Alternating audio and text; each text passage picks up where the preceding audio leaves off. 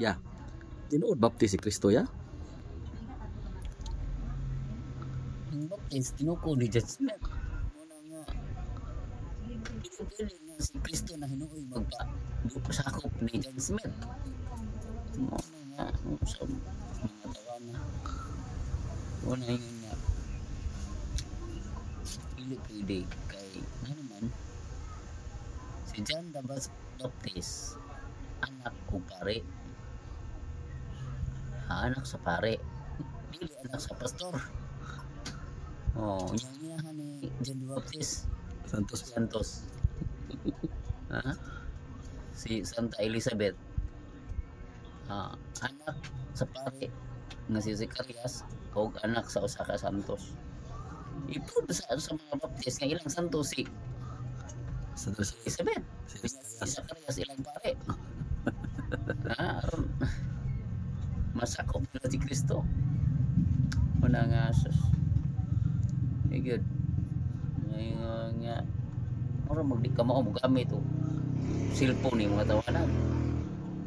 Hindi mo kay ba mo gamit sa mga di mo Google mga tawanan po. search to. Di mo niya manghatag og libro niya mismo di kasabot sa libro.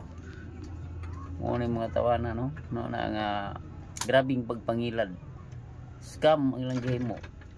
Mga illegal recruiter. Wala nga way labot na break. Baptist nga magmisa. Ikuha upan, ikuha og bino, naghimo og bino. Wa. Ha? Tanawon og pareha ba ang gibuhat ni Kristo og mga Baptist? Nagmisa ba ng mga Baptist? Sama sa Lucas 22:19 nga ikuha siya og pan, ikuha siya og bino. Yang gipainom siya mga tinunan.